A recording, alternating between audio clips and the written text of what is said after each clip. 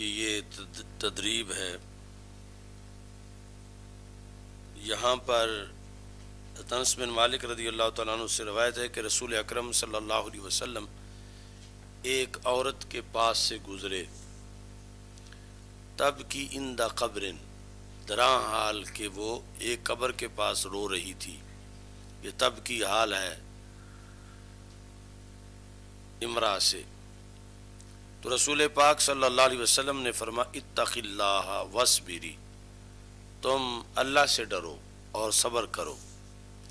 قالت الیک عنی، تو جب رسول اکرم صلی اللہ علیہ وسلم نے یہ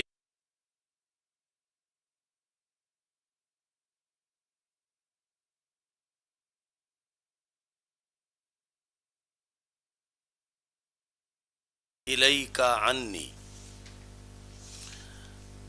فإنک لم تصب بمصیبتی، سائیں صفحہ ویکھ لیتے رہو رہے یہ آزمائش جماعت چھڑے ہیں۔ اچھا جی، تو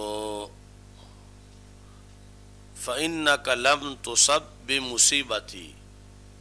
کیونکہ آپ کو وہ مصیبت نہیں پہنچی جو مجھے ہے، یعنی اس کا بیٹا فوت ہوا تھا اور وہ کہہ رہی تھی کہ یہ جس کو چوٹ لگے اسے ہی پتہ ہوتا ہے، ولم تعرف ہو، یہ پھر حال ہے۔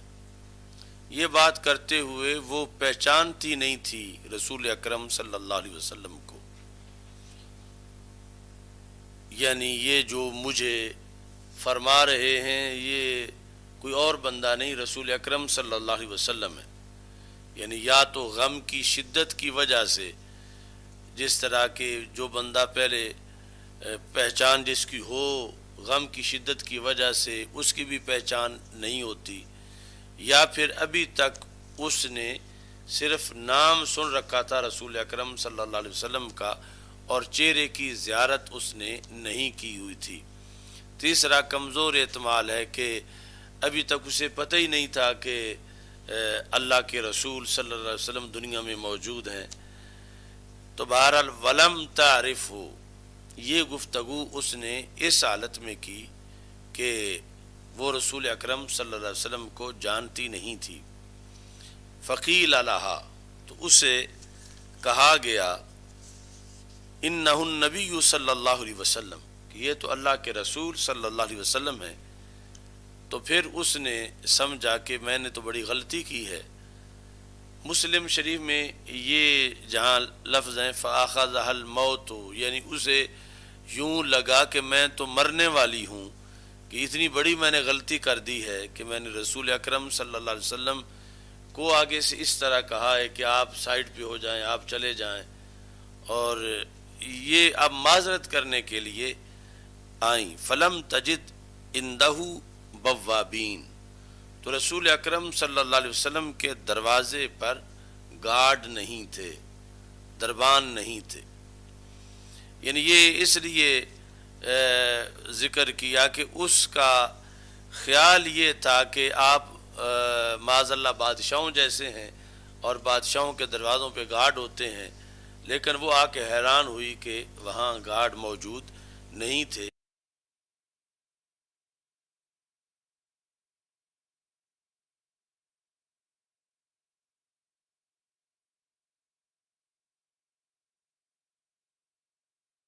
قال انما الصبر عند الصدمۃ الاولی، تو رسول اکرم صلی اللہ علیہ وسلم نے فرمایا کہ اس کو تم چھوڑو، معذرت کو چھوڑو تم، صبر وہ ہوتا ہے جو مصیبت کے شروع میں کیا جائے، یعنی بعد میں تو بندہ ویسے ہی تھک جاتا ہے رو رو کے، تو اس وقت اس نے صبر کرنا ہی ہوتا ہے، لیکن جب مصیبت کا آغاز ہو اس وقت صبر کرنے سے ثواب ملتا ہے۔ اچھا جی، اب اس میں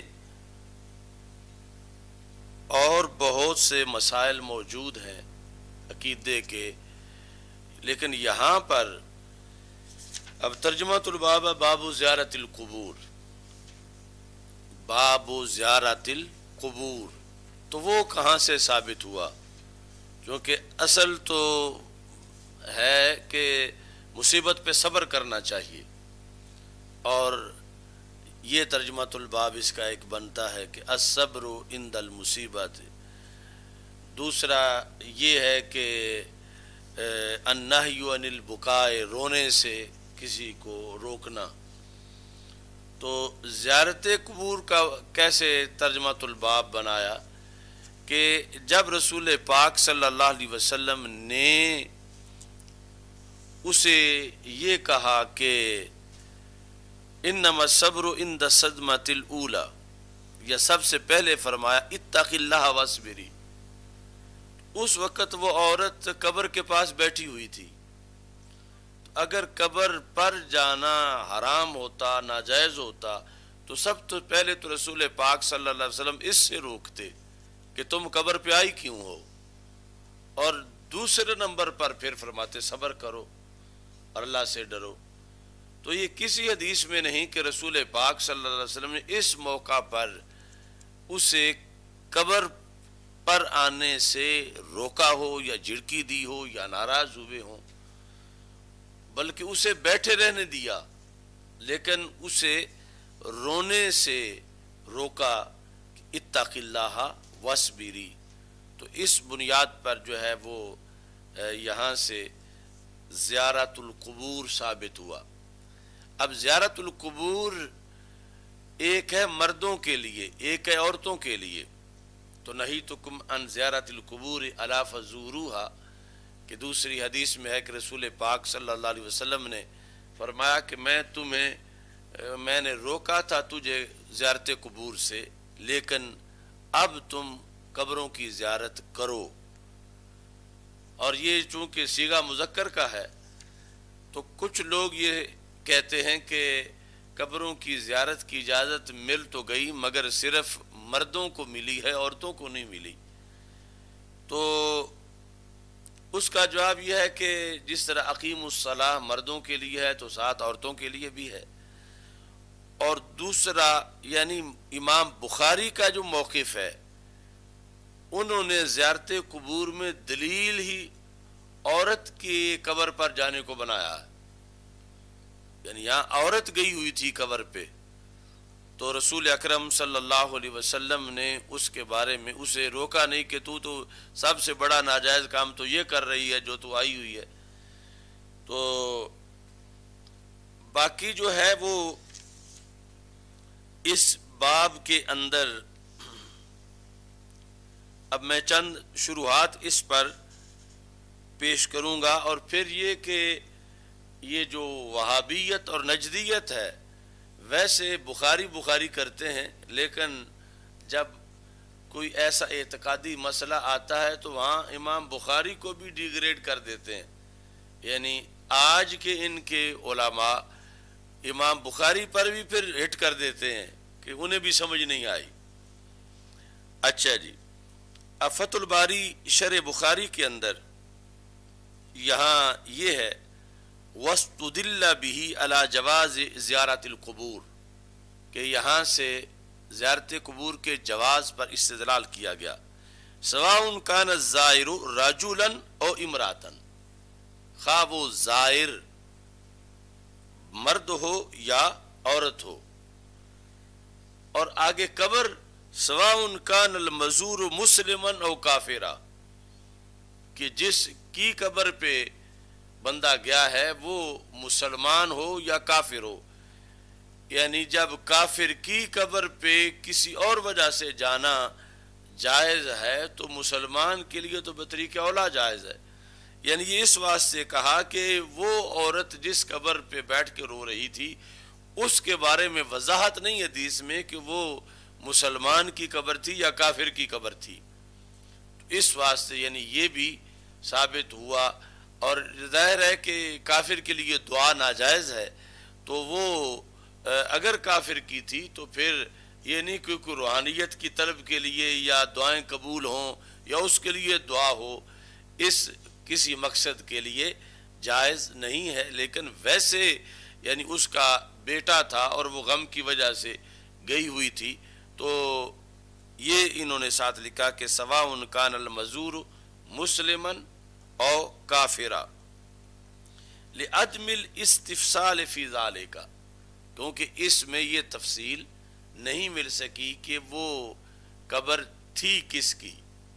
لیکن جانے والی مسلمان تھی، کیونکہ اس کے لحاظ سے سارے جو ہیں وہ آگے احکام ہیں۔ اچھا جی، قال النووی وبالجواز قطع الجمہور،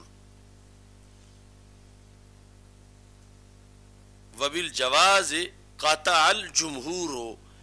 کہ اس میں پھر اختلاف ہے علماء حق کے درمیان کے، پھر عورت کو جانا چاہیے یا نہیں جانا چاہیے۔ تو دوسری طرح جو ہے جو کہ لعن اللہ زوارات القبور، تو امام نووی نے کہا کہ جمہور کا مذہب ہے کہ جانا جائز ہے عورتوں کے لیے بھی، لیکن آگے عوارض کی بنیاد پہ کہ اگر بے پردہ جاتی ہیں یا قبر اتنی دور ہے کہ جہاں نماز قضا کرنے کا حکم ہے شرعی مسافت پر، تو پھر اکیلی نہ جائے، محرم کے ساتھ جائے، یا یہ ہے کہ وہاں مرد عورتیں اکٹھے بیٹھ جاتے ہیں، بے پردگی ہوتی ہے، تو پھر عوارض کی وجہ سے آگے رکاوٹ ہے، یعنی نفس جواز جو ہے وہ موجود ہے۔ اعلی حضرت رحمۃ اللہ علیہ کا ایک پورا رسالہ یعنی عورتوں کو قبروں پر جانے سے روکنے کے بارے میں ہے، تو مراد یہی رکاوٹیں ہیں، یعنی عوارض جو ہیں، نفس جواز موجود ہے۔ آگے امام قسطلانی کہتے ہیں کہ وقال صاحب الحاوی لا تجوز زیارت قبر الکافر، کہ کافر کی قبر کی زیارت جائز نہیں ہے۔ یہ ان کا موقف لکھ کر تو یہ کہتے ہیں وہ غلط، کہ یہ غلط ہے، یعنی اب زیارت یہاں پر وہ زیارت لفظ نہیں جو ہمارے عرف میں ہے، ہمارے عرف میں لفظ زیارت تعظیم کا مطلب دیتا ہے کہ کسی قبر کی زیارت کرنا، یعنی کوئی ولی ہے یا کسی بندے کی زیارت کرنا کہ حج کر کے آیا ہے، تو عربی زبان میں مطلقاً دیکھنے کو زیارت کہتے ہیں۔ تو اب ایک تو یہ مطلب ذہن میں رکھنا چاہیے کہ یہ جنہوں نے امام قسطلانی اس کو جائز قرار دے رہے ہیں، اور پیچھے جو کا سواء کان کافرا مسلمان مزور جو ہے، تو یہ زیارت سے مراد مطلقاً دیکھنا ہے، نہ کہ حصول برکت کے لیے دیکھنا یا دعا کے لیے وہاں پر جانا۔ اور یہ بھی مشروط ہے اس کے ساتھ کہ اگر عامت الناس اس سے گمراہ نہ ہوتے ہوں، اور اگر یہ ہے کہ کوئی ایک بڑی شخصیت ہے روحانی اور وہ گرو نانک کے پاس چلی جائے، تو اب یہ جانا یا یہ ہے کہ وہاں لوگ گئے ہوئیں گے اور دیکھیں گے اور اس کو دلیل بنائیں گے کہ دوسرے مولوی تو روکتے ہیں اور وہاں تو حضرت صاحب فلاں خود گئے ہوئے تھے، تو پھر ظاہر ہے کہ اور وجوہات ہیں کہ جن کی وجہ سے جانا جو ہے وہ ناجائز ہے۔ ایسے ہی ولا تقم علی قبرہ، اس سے بھی امام ماوردی نے استدلال کیا، اور اس استدلال سے بھی امام قسطلانی مطمئن نہیں ہے۔ بہرحال یہ جواز کے قائل ہیں، مگر جواز وہ جو مشروط ہے، اگر اس کی وجہ سے لوگوں کا ایمان خراب ہوتا ہو، فتنے میں پڑتے ہوں، تو پھر کسی کے نزدیک بھی جائز نہیں ہے۔ اچھا، یہ تبصرہ ہے اس پر امام قسطلانی کا، صفحہ نمبر 193 فتح الباری جلد نمبر 3، یہ لکھ لیں ساتھ، یعنی بطور مثال ایک ترجمۃ الباب کی یہ تمہید میں وضاحت ہے۔ اچھا جی، اسی کے لحاظ سے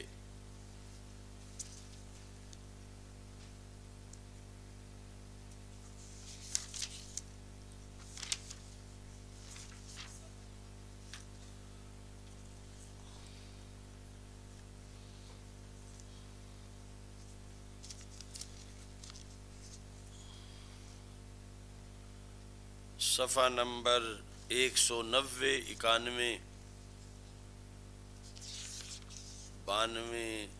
93 کٹ زیارت القبور سے۔ اچھا جی، امام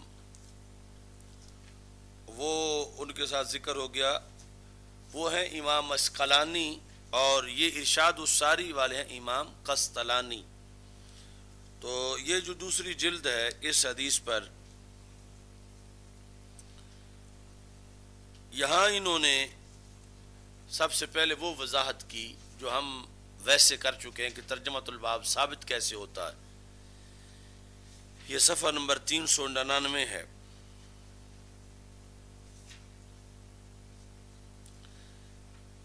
کہتے ہیں کہ فَإِن قُلْتَ مِنْ أَيْنَ تُؤْخَذُ مُطَابَقَةُ الْحَدِيثِ لِلتَّرْجُمَةِ، اگر تم یہ سوال کرو کہ یہاں سے کیسے پتہ چلے گا کہ حدیث ترجمۃ الباب کے مطابق ہے، کیونکہ اس میں حدیث میں تو کوئی حکم نہیں ہے کہ زیارت کرو، اور باب ہے زیارت القبور کا۔ یہ باقاعدہ انہوں نے سوال کیا کہ یہ کیسے ثابت ہوا، مطابقت کیسے ہے ترجمۃ الباب کی اور حدیث کی۔ یہ امام قسطلانی جو ہیں انہوں نے یہ کہا، اجیبا من حیث انہ صلی اللہ علیہ وسلم لم ینہ المرأۃ المذکورۃ عن زیارت قبر میتہا، کہ اس سے ثابت ہوا کہ رسول اکرم صلی اللہ علیہ وسلم نے عورت کو زیارت قبر سے منع نہیں کیا بلکہ رونے سے منع کیا، اور اگر ناجائز ہوتا تو سب سے پہلے تو سرکار اس سے منع کرتے۔ من حیث انہ صلی اللہ علیہ وسلم لم ینہ المرأۃ المذکورۃ، مذکورہ عورت کو منع نہیں کیا رسول پاک صلی اللہ علیہ وسلم نے ان زیارت قبر میتہا، اپنی میت کی قبر کی زیارت سے، وَإِنَّمَا أَمَرَهَا بِالصَّبْرِ وَالتَّقْوَى لِمَا رَأَى مِن جَزْئِهَا فَدَلَّ عَلَى الْجَوَازِ۔ تو پھر پتہ چلا کہ زیارت قبر تو جائز ہے، خواہ وہ مرد ہو یا عورت ہو۔ آگے انہوں نے بھی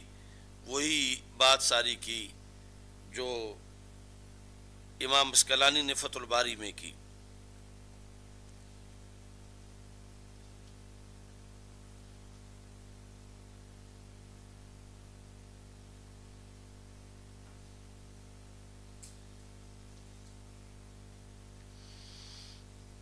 اور یہاں ایک وہ قول ہے جو ارشاد الساری میں بھی ہے اور عمدۃ القاری میں بھی ہے، جس پر آج صرف بریلویوں کا ہی عمل ہے بعض جگہوں پہ، یعنی قرات عند القبور کے لحاظ سے یہ جو بعض جگہ پہ ہے کہ بعد از وصال قبر بن جانے کے بعد 7 دن تک پڑھتے رہتے ہیں، قبر پر قبر کے پاس بیٹھ کر 7 دن تک پڑھتے رہتے ہیں۔ تو یہ محض کوئی رواج رسم نہیں ہے، اس کا بھی پیچھے ایک پس منظر ہے، اور وہ پس منظر ایک تابعی نے ذکر کیا ہے، امام طاؤس نے۔ تو ظاہر ہے کہ پھر انہوں نے صحابہ سے یہ بات اخذ کی ہوگی۔ وہ یہ ہے ان طاؤس کانو یستحبون کہ صحابہ اور تابعین یہ مستحب سمجھتے تھے اللہ یتفرقوا عن المیت 7 ایام، کہ میت کو قبر میں چھوڑ کے علیحدہ نہ ہو جائیں 7 دنوں تک، یعنی تدفین کے بعد 7 دن قبر کے پاس حاضر رہیں، 7 دنوں تک پاس بیٹھے رہیں۔ اللہ یتفرقوا عن المیت 7 ایام، یعنی یہ پرانے والا اسلام ہے کہ 7 دنوں تک جو ہیں وہ میت کے پاس یعنی قبر کے پاس تدفین کے بعد بیٹھے رہیں۔ اب ظاہر ہے کہ بیٹھنا اور اس میں فالتو فضول تو بیٹھنا نہیں، اس کے دوران پڑھتے رہنا۔ یہ کیوں بیٹھے رہیں؟ لِأَنَّهُمْ یفتنون، اس واسطے کہ قبروں والوں کی آزمائش ہوتی ہے، یفتنون امتحان ہوتا ہے، وَيُحَاسَبُونَ فِي قُبُورِهِمْ، ان کا قبروں میں حساب ہوتا ہے، 7 ایام، 7 دنوں تک۔ تو یہ بیٹھے رہیں گے، کوئی نہ کوئی لفظ تو پڑھیں گے ہی، جس کی وجہ سے قبر والے کو ریلیف ملے گا، یعنی 7 دن اس کی قبر کی آزمائش ہے، یعنی سخت دن ہے، اور یہ پاس بیٹھے رہیں تو اس وجہ سے اس کو گھبراہٹ نہیں ہوگی۔ تو آج بھی یعنی اہل سنت کا اس عمل کے لیے اہتمام کرنا، یعنی یہ اصل اس پرانے دین سے رابطہ ہے۔ دوسرے تو فوراً سپرد خاک کرتے ہوئے رخصت ہو جاتے ہیں، اور یہ امام طاؤس کا قول، یعنی اس کے میرے پاس 5-6 حوالے ہیں مختلف کتابوں کے، کہ جس میں یہ ہے کہ وہ نہیں ہوتے تھے جدا، کیونکہ آزمائش کسی کی لمبی بھی ہو سکتی ہے، اور اس بنیاد پر جو ہے وہ وہاں پر بیٹھنا چاہیے۔ باقی مسلم شریف میں تو اس سے بھی بڑھ کر وضاحت ہے، جیسے حضرت عمر بن عاص نے یہ کہا کہ اذا دفنتمونی شنوا علی التراب شنا، کہ جب تم مجھے دفن کرو تو مٹی آہستہ ڈالنا، ثم اقیموا حول قبری، پھر میری قبر کے گرد کھڑے ہو جانا، قدر ما ینہر جزور و یقسم لحمها، اتنی دیر تک کہ اونٹ کو پکڑ کے نہر کر کے کھال اتار کے گوشت بنا کے جتنا ٹائم بانٹنے تک لگتا ہے، یعنی یہ ان 7 دنوں میں سے بھی اتنا ٹائم مزید پھر خاص ہے۔ تو یہ ایسا کیوں کرنا، اس کی آپ نے خود پھر اس کی وجہ بیان کی کہ تم نہ جانا قدر ما ینہر جزور و یقسم لحمها حتی استأنس بکم، یہاں تک کہ میں تمہاری وجہ سے مانوس ہو جاؤں، وَأَعْلَامَ مَاذَا أُرَاجِبُ رُسُلَ رَبِّي، اور مجھے پتہ چل جائے کہ میں نے منکر نکیر کو جواب کیا دینا ہے۔ تو یہ وجہ بیان کی کہ تم نے جانا نہیں کہ تمہاری وجہ سے میں مانوس ہو جاؤں، اور تم نے جانا نہیں تاکہ تمہاری وجہ سے مجھے علم آ جائے۔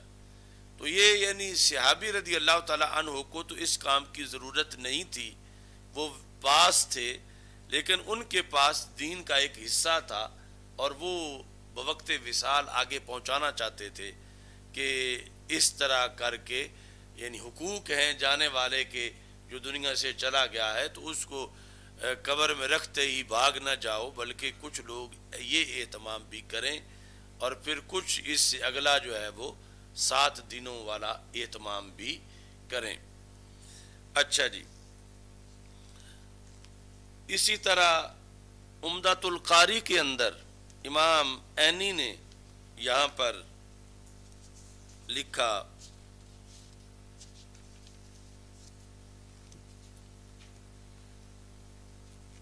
یہ جلد نمبر 6 ہے، صفحہ نمبر 92،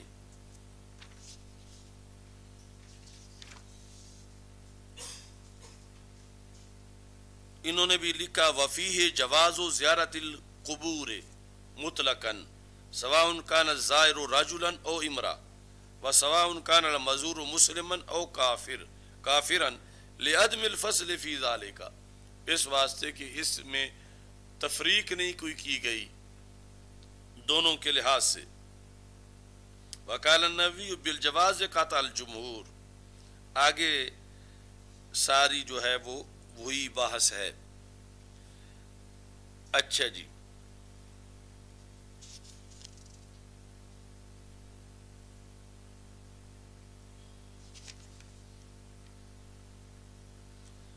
اس میں صفحہ نمبر 96 پر وہ قول لکھا ہوا ہے، ان طاؤس کانوا یستحبون اللہ یتفرقوا عن المیت سبعۃ ایام لأنهم یفتنون ویحاسبون فی قبورہم سبعۃ ایام.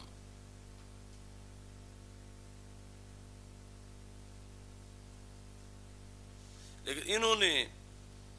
وہ جو موجودہ زمانے کے فتنے ہیں مثلا عورتوں کے باہر نکلنے کے لحاظ سے، اب اپنے عہد میں انہوں نے یہ لکھا اس حدیث کے آخر میں، حاصل الکلام من ھذا کلی ان زیارت القبور مکروہۃ للنساء. آگے ترقی کر کے کہتے ہیں بل حرام فی ھذا الزمان، یعنی ہمارے زمانے میں، امامینی کے زمانے میں، ولا سیما خصوصاً کہتے ہیں نساء مصر، کہ مصر کی عورتوں کے لیے تو بالکل حرام ہے نساء مصر، لأن خروجہن علی وجہ فیہ الفساد والفتنہ، کہ وہ اس طرح بے پردہ نکلتی ہیں کہ جس میں فساد اور فتنہ ہے. وَإِنَّمَا رُخِّصَتِ الزِّيَارَةُ لِتَذَكُّرِ أَمْرِ الْآخِرَةِ وَلِلْإِعْتِبَارِ بِمَنْ مَضَىٰ، کہ یہ جو اجازت ہے یہ تو ہے کہ بندے میں فکر آخرت پیدا ہو اور عبرت حاصل کرے اور دنیا سے بے رغبتی. اور اگر اس کے برعکس یعنی صورتحال بن رہی ہو کہ جس کی وجہ سے بے حیائی پھیل رہی ہے اور یعنی فحاشی پھیل رہی ہے یا آخرت بھول رہی ہے یعنی ایسے میلوں کی شکل کے اندر، تو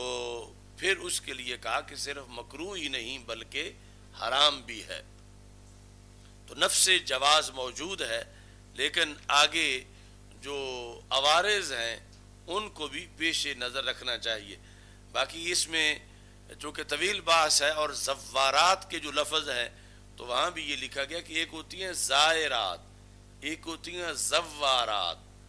زوارات وہ ہیں جو پیشہ ور وہیں بیٹھ جائیں ملنگنیاں بن کے، یا پھر بہت کثرت کریں تو پھر مبالغہ کا صیغہ بولا جائے گا کہ یہ صرف زائرات نہیں بلکہ زوارات ہیں. اور زوارات پر جو ہے وہ لعنت کی رسول پاک صلی اللہ علیہ وسلم نے، کہ اس وجہ سے یعنی وہ سارا ماحول وہاں کا مفتون ہوتا ہے اور فاسد ہوتا ہے. بہرحال اب یہ چونکہ آگے جا کے میں نے ایک نجدی کا حوالہ پیش کرنا ہے جس نے امام بخاری کی ترجمۃ الباب کو ریجیکٹ کرنا ہے کہ یہ صحیح نہیں ہے. اب یہ پہلے جتنے ہیں سب مان رہے ہیں کہ واقعی یہ حدیث سے ترجمۃ الباب ثابت ہے اور زیارت قبور کی مردوں کے لیے، عورتوں کے لیے، پھر عورتوں میں تفصیل، لیکن مطلقاً زیارت قبور کو سب نے کہا کہ اس حدیث سے ثابت ہے.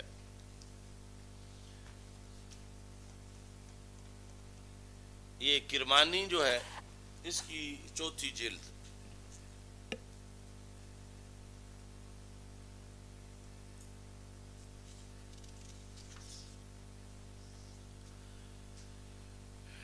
انہوں نے کہا وفیہ اباحۃ الزیارات، کہ اس میں بھی اس حدیث سے کرمانی نے بھی کہا کہ زیارت قبور کی اباحت ہے، لأنہ صلی اللہ علیہ وسلم لم ینکر علیہا زیارتہا، چونکہ رسول پاک صلی اللہ علیہ وسلم نے اس عورت پر زیارت کے عمل کا تو انکار نہیں کیا. تو پھر کیا ہوا کہ جب ایک کام ہو رہا ہو اور رسول پاک صلی اللہ علیہ وسلم نہ روکیں تو یہ حدیث تقریری بن جاتی ہے. وَتَقْرِيرُ حُجَّةٌ كَقَوْلِهِ، اور نبی اکرم صلی اللہ علیہ وسلم کی تقریر یوں ہی حجت ہے جیسے قول حجت ہے. یعنی تقریر کا مطلب اردو والی ہماری تقریر نہیں ہے یا کوئی تقریر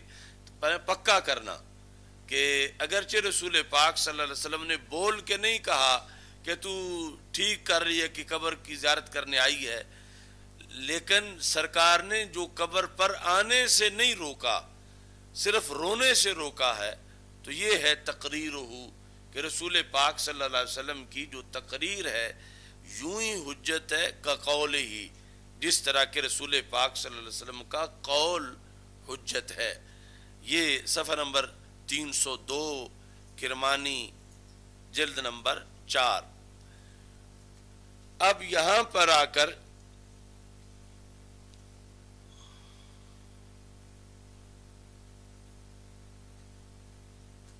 محمد بن صالح اسیمین، یہ جو نجدی شارح ہے،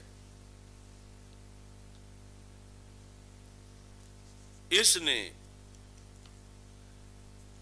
اب کوئی حیا نہیں کی کہ ایک تو خود امام بخاری ہیں، اور پھر پیچھے ساری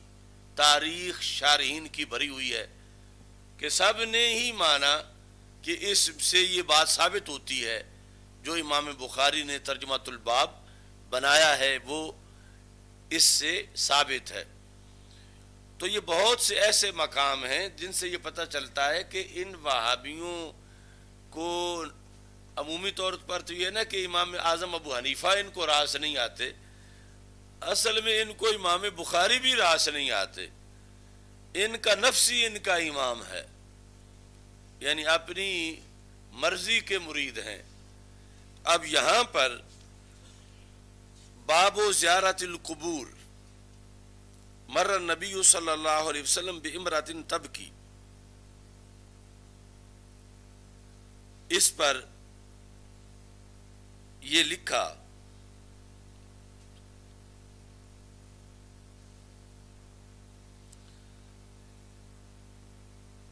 استدل بعض العلماء على ثبوت زیارت النساء للقبور، کہ اس سے کچھ لوگوں نے، اس حدیث سے کچھ لوگوں نے عورتوں کے لیے زیارت قبور پر استدلال کیا، لأن هذه المرأة زارت قبر ولدها، وفي هذا الاستدلال نظر، یعنی اتنے ان کے عزم تیز ہیں کہ امام بخاری نے جو استدلال کیا اس میں بھی کہتے ہیں اعتراض ہے، یعنی امام بخاری نے جو مطلقاً، یعنی کہ باب زیارت القبور للرجال، مطلقاً زیارت قبور اور آنے والی ہے ہی عورت، تو امام بخاری کو بھی یہ ڈنگ مار گئے۔ وفی ھذا الاستدلال نظر، اب یہ ہے کہ ان کو کس نے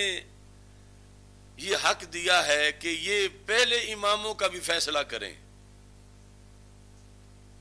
اور اگر انہیں یہ حق ہے تو ہمیں پھر ان کے خلاف حق ہے، پھر ہمارا حق ان کے خلاف، اس پر پھر ان کو سیخ پا نہیں ہونا چاہیے۔ اچھا جی،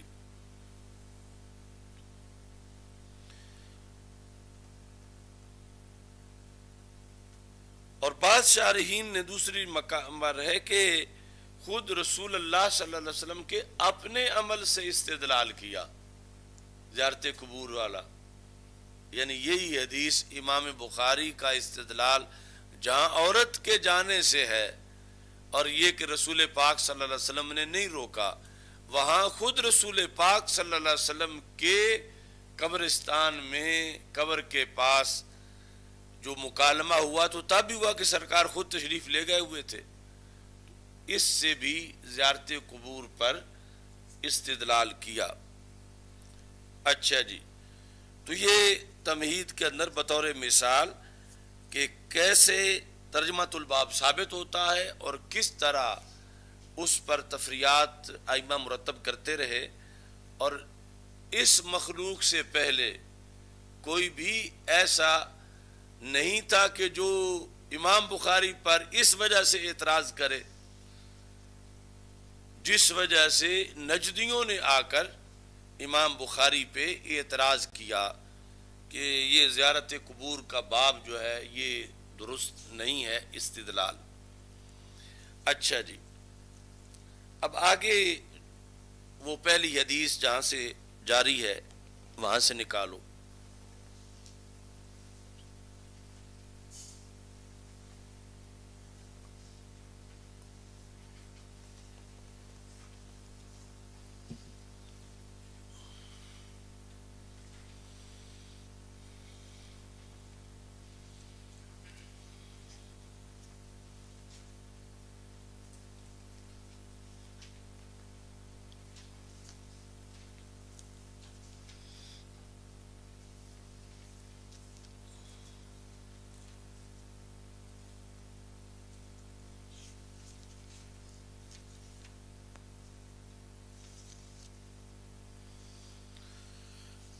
تو سند ہے حدثنا الحمیدی،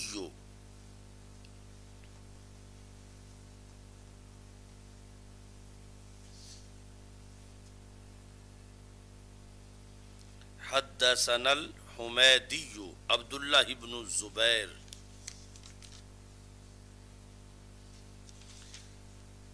یہ حمیدی سے بدل ہے،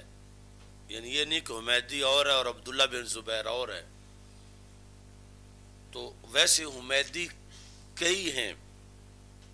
لیکن یہاں جو امام بخاری کے استاذ حمیدی ہیں وہ ہیں قال حدثنا سفیان.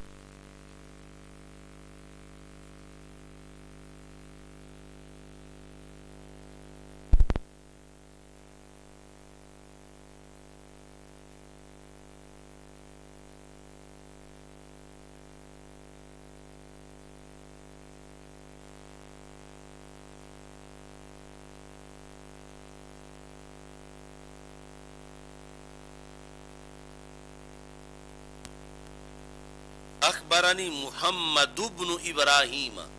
یعنی جہاں بھی ابن آئے گا ما قبل کی صفت ہوگا اور ما بعد کی طرف مضاف ہوگا. اس واسطے ابراہیم وہ مجرور ہے، اگرچہ غیر منصرف ہونے کی وجہ سے اس کا جر جو ہے وہ اس کے ساتھ فتح کے ساتھ ہے. التیمیو، یہ پھر ابراہیم کی صفت نہیں بلکہ محمد کی صفت ہے. انہو سمع علقمۃ بن وقاص لیثیہ، کہ انہوں نے علقمہ بن وقاص لیثی سے سنا. اللیثیہ کس کی صفت ہے؟ علقمہ کی. اچھا جی، اب یہ ہے کہ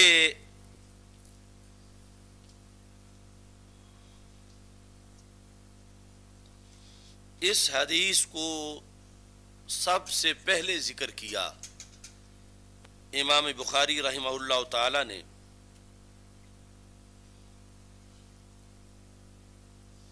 اس کی وجہ یہ ہے کہ نبی اکرم صلی اللہ علیہ وسلم جب مدینہ منورہ تشریف لائے، اب اس وقت اسلام جو ہے وہ ظاہر ہو چکا تھا پوری طرح، چونکہ 13 سال مکی زندگی کے گزر چکے تھے اور اسلام جو ہے وہ کافی پھیل چکا تھا.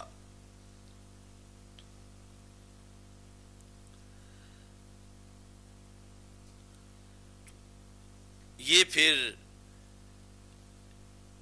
ایک ہے مبدأ رسالت یعنی اعلان رسالت، اور دوسرا ہے مبدأ وحی یعنی مبدأ ظہور اسلام. تو یہ آپس میں مطابقت ہے کہ وحی جو ہے وہ مبدأ اعلان نبوت بھی ہے، تو دوسری طرف یعنی یہ موقع جو تھا وہ مبدأ ظہور کا موقع تھا، یعنی مدینہ منورہ میں جب اسلام کا ظہور ہو چکا تھا. تو اس بنیاد پر اس مناسبت کے پیش نظر رسول اکرم صلی اللہ علیہ وسلم نے وہاں یہ گفتگو فرمائی، اور پھر اسی لیے امام بخاری رحمہ اللہ تعالی نے اپنی کتاب کا آغاز اس سے کیا جس سے مدنی زندگی کے خطبات کا آغاز کیا گیا. باقی کوثر الجاری کے اندر اس کی وجہ کہ یہ حدیث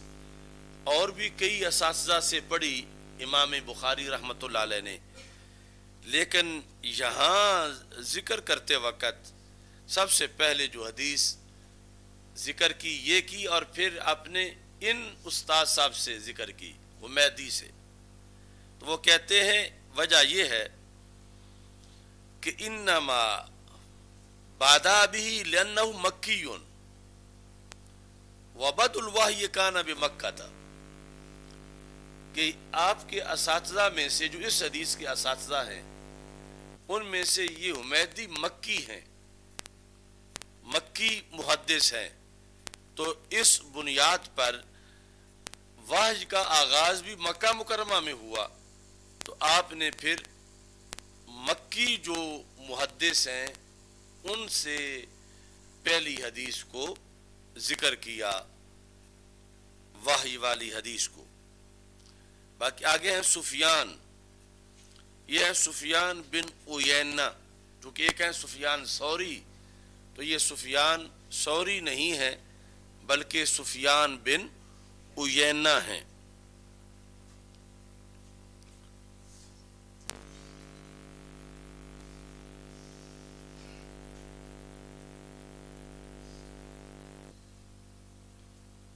سفیان ثوری جو ہے انہوں نے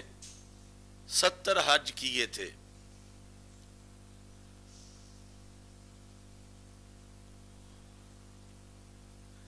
اور آخری حج کے موقع پر انہوں نے یہ کہا، کیونکہ حج کی جو دعائیں ہیں رخصت ہوتے وقت، تو یہ دعا ہے اللہم لا تجعل آخر العہد بہذا المکان، کہ اے اللہ یہ میرا آخری بار آنا نہ ہو، اس کو میرا آخری بار آنا نہ بنانا، بلکہ مجھے پھر آنے کی توفیق دینا۔ اللہم لا تجعل آخر العہد بہذا المکان، کہ یہ میں جو کھڑا ہوں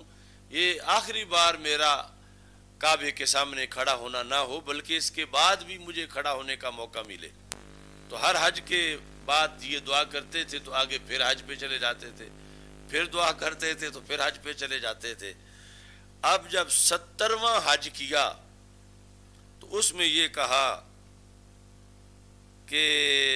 اے اللہ ہر سال میں یہ دعا کر کے جاتا ہوں یہاں اور تو میری قبول کر لیتا ہے۔ وَقَدِ اسْتَحْيَيْتُ، اب مجھے حیا آتی ہے۔ فَمَاتَ فِي تِلْكَ السَّنَةِ، پھر اسی سال ہی آپ کا وصال ہوا، یعنی نہ وہ دعا کی اور نہ پھر پلٹ کے گئے، یعنی حج کر کے آئے تو اگلے حج سے پہلے فوت ہو چکے تھے۔ تو 70 حج حضرت سفیان بن عیینہ رضی اللہ تعالی عنہ نے کیے۔ اچھا جی،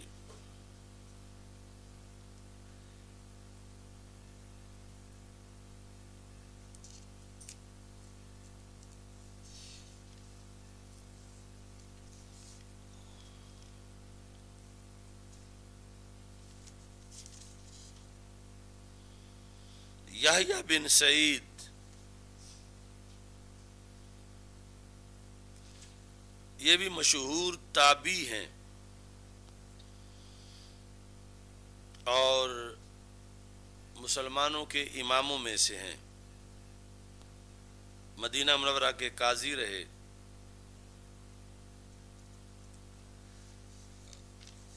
اچھا جی،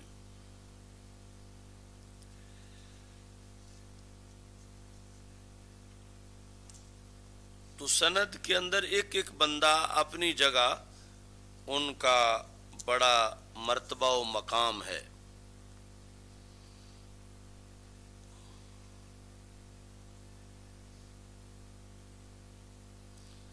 اور آگے جا کر پھر آخر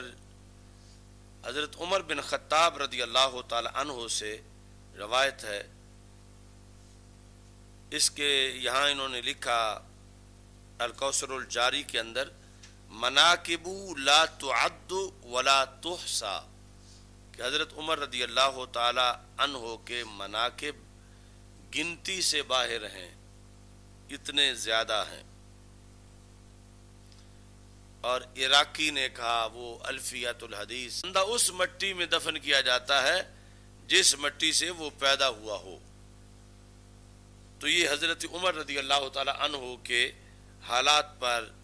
یہاں الکوثر الجاری کے اندر انہوں نے کہا۔ باقی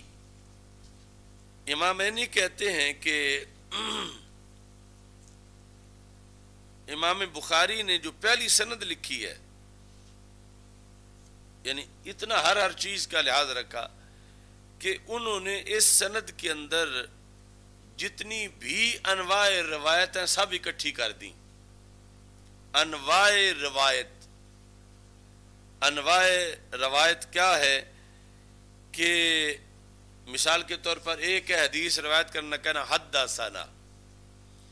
ایک ہے روایت کرنا کہنا ان عمر، تو ایک ہے کہنا سمعت عمر. تو یہاں سند دیکھو، پہلی سند ساری انہوں نے جمع کر دی ہیں. سب سے تو پہلے یہ کہا حدثنا الحمیدی، حدثنا یہ ہے نا، قال حدثنا سفیان قال حدثنا یحییٰ بن سعید، یہ اسی طرح ہی چل رہا ہے. اچھا جی، تو اب یہ جو ان کے سامنے نسخہ تھا، اور شاید آپ کے نسخے میں بھی ہو، ان سفیان، ان ہے کہ حدثنا ہے؟ ادھر جو نسخہ ہے یعنی عینی میں نسخہ جو چھپا ہوا وہ حدثنا والا ہے، لیکن امام عینی نے جس نسخے پر شرح لکھتے وقت اس میں ان ہے. لکھتے ہیں کہ فاتا بحدثنا الحمیدی ثم بان فی قولی ان سفیان ثم بلفظ اخبرانی محمد ثم سمعت عمر، تو رضی اللہ تعالی عنہ. تو اس بنیاد پر جو ہے وہ انہوں نے کہا کہ تمام انواع روایت انہوں نے اس حدیث کی سند کے اندر جمع کر دیے ہیں. اچھا جی،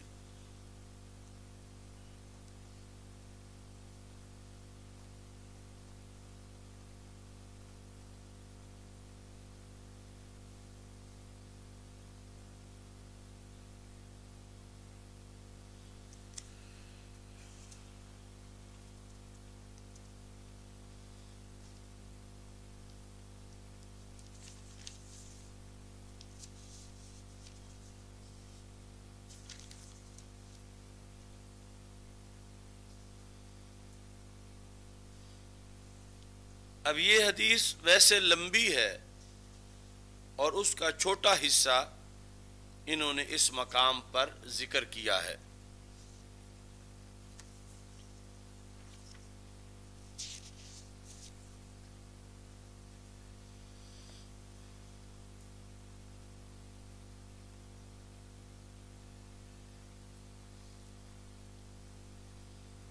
انما الاعمال، علقمہ بن وقاص کہتے ہیں میں نے حضرت عمر بن خطاب رضی اللہ تعالی عنہ کو سنا، درا حال کے یہ مفعول سے حال ہے، درا حال کہ حضرت عمر بن خطاب رضی اللہ تعالی عنہ منبر پر تھے،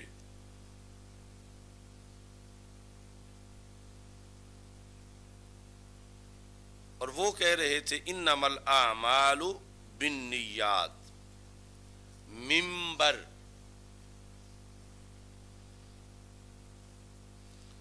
یہ مشتاق نبرت الشیء رفعتہ، یعنی جب کسی چیز کو اٹھایا جائے تو کہا جاتا ہے نبرت الشیء. تو مطلب کیا ہوا کہ منبر کسی کو اٹھانے کا، اونچا کرنے کا آلہ.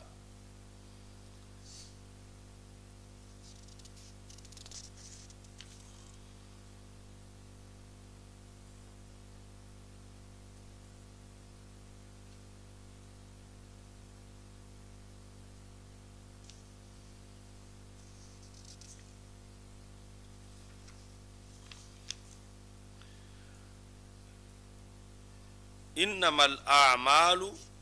بالنیات وانما لکل امرئ ما نوی، اور سوائے اس کے نہیں کہ ہر شخص کے لیے وہی ہے جو اس نے نیت کی. یہ جو لفظ امرئ ہے اس میں یہ انفرادیت ہے کہ ویسے تو محل اعراب آخر ہوتا ہے اور پہلے حروف میں کوئی فرق نہیں پڑتا، لیکن اس کا جو راہ ہے وہ آخر کے تابع ہے۔ اگر آخر جو ہے وہ مرفوع ہے تو راہ کو مرفوع پڑھیں گے،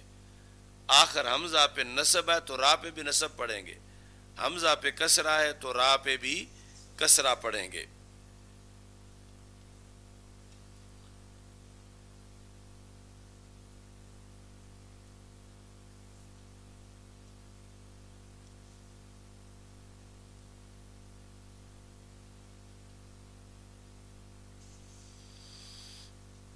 اب کچھ کام ایسے ہیں کہ جہاں نیت لازمی ہے، اور کچھ ایسے ہیں وہاں نیت کے بغیر بھی وہ کام ہو جاتا ہے۔ مثال کے طور پر ازالہ نجاست ہے، تو یہ یہاں نیت کی ضرورت نہیں ہے، یعنی وہ ویسے دھو دے نیت کے بغیر بھی تو پھر بھی ازالہ نجاست ہو جائے گا۔ کوئی کپڑا دھو رہا ہے، یہ نہیں کہ نیت کرتا ہوں میں کپڑا دھونے کی، یہ اس میں یعنی نہیں ہے کہ ازالہ نجاست جو ہے وہ نیت کے بغیر بھی ہو جاتا ہے۔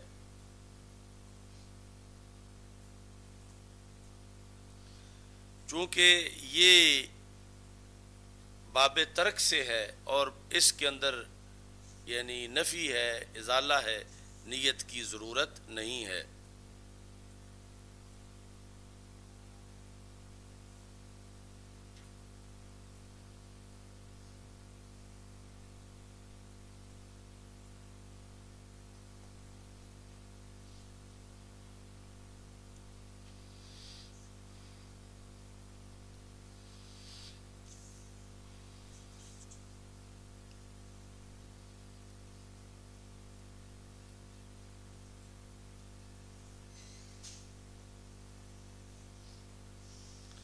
اور کچھ کام ایسے ہیں جن میں ہے ترک، یعنی یہ نہیں کہ کوئی کام کیا جا رہا ہے، ترک ہے، وہ کام نہیں کیا جا رہا، لیکن جب وہ ترک نیت سے ہے تو پھر اللہ اس پر ثواب دیتا ہے۔ جس طرح کہ جس نے اپنے آپ کو زنا سے بچایا ہوا ہے تو یہ ایک ترک ہے، یا باقی محرمات سے اس نے اپنے آپ کو بچایا ہوا ہے تو یصاب علیہ اذا قصد تقرب الی اللہ، جب اس نے یہ ترک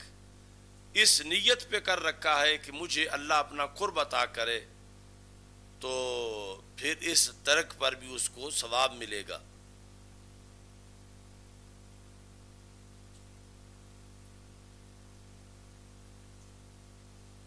اچھا جی،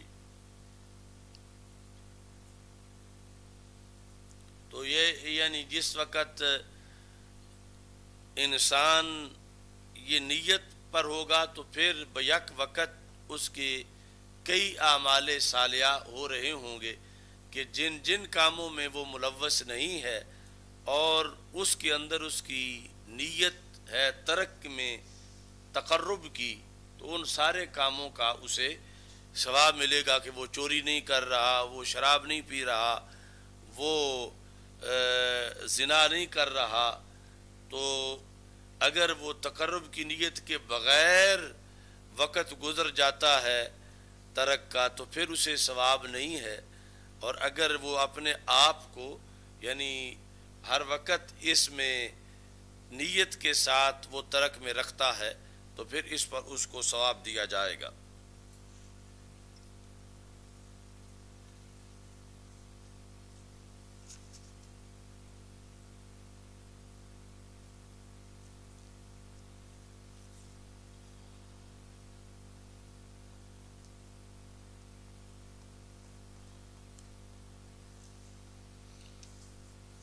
اچھا جی،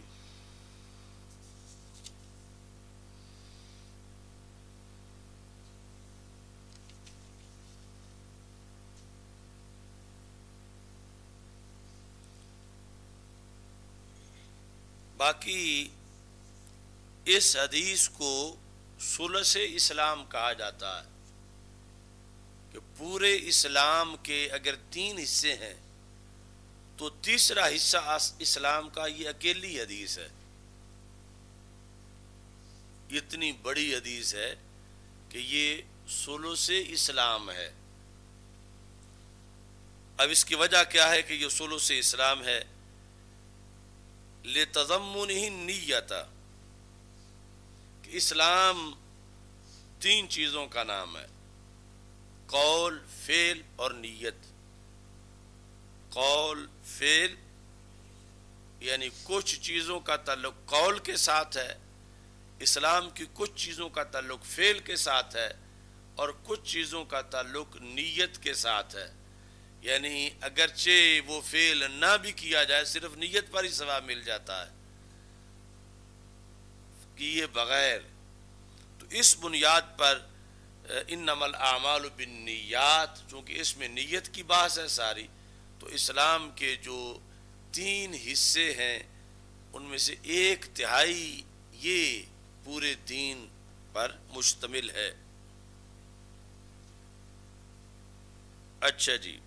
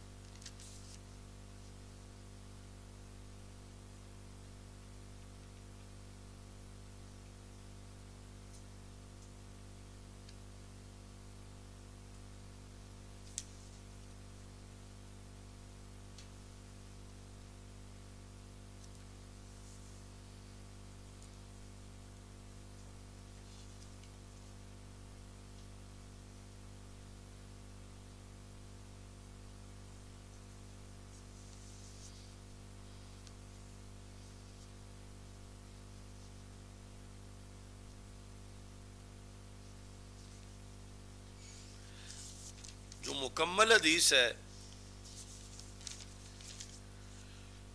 اس کے الفاظ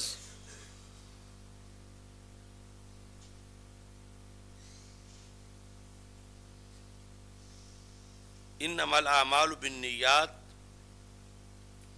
وانما لكل امرئ ما نوى فمن كانت هجرته الى دنیا یصیبها او الى امرأة ينكحها فہجرته الى ما هاجر الیہ. اتنی لکھی ہوئی ہے نا اس مقام پر.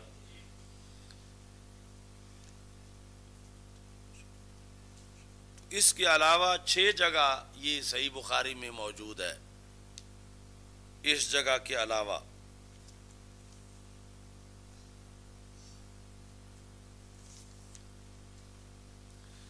پوری حدیث کے اندر اس طرح ہے: فمن كانت ہجرته الى اللہ ورسولہ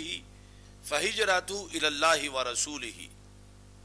ومن كانت ہجرته لدنیا یصیبها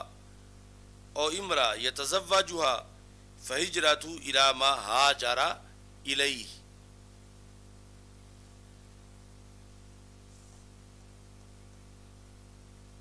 اب اس کو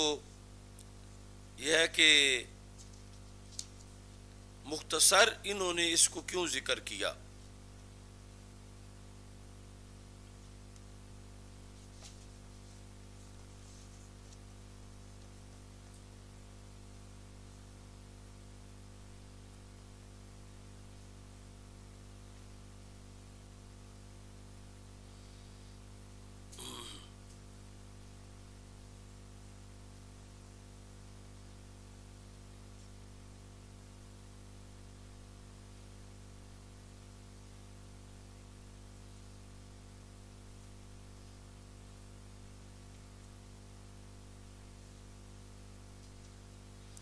یعنی حضرت عمر رضی اللہ تعالیٰ عنہ نے جو ممبر پہ کہی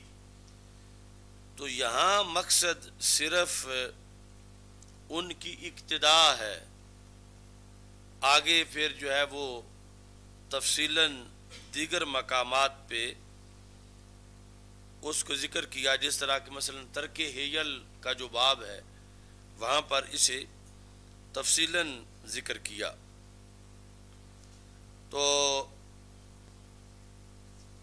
انما الاعمال بالنیات،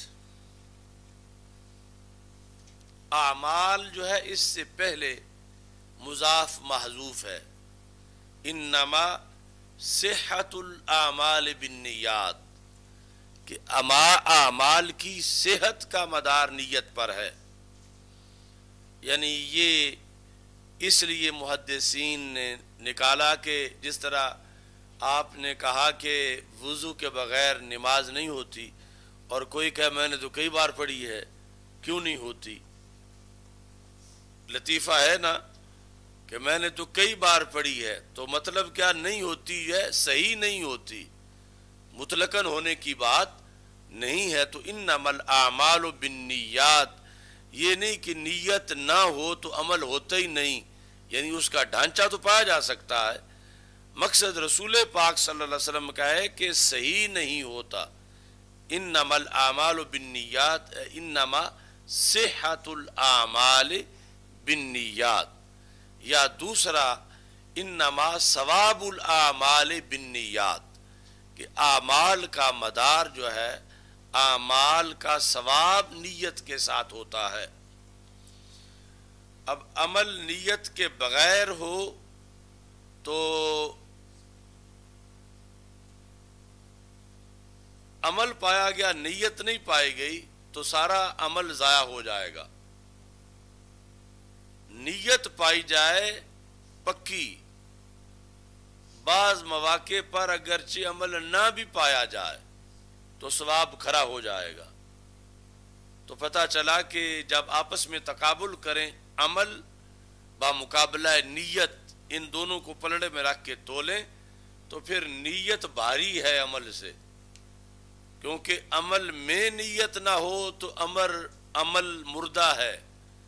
اور دوسری طرف نیت ہو عمل نہ ہو،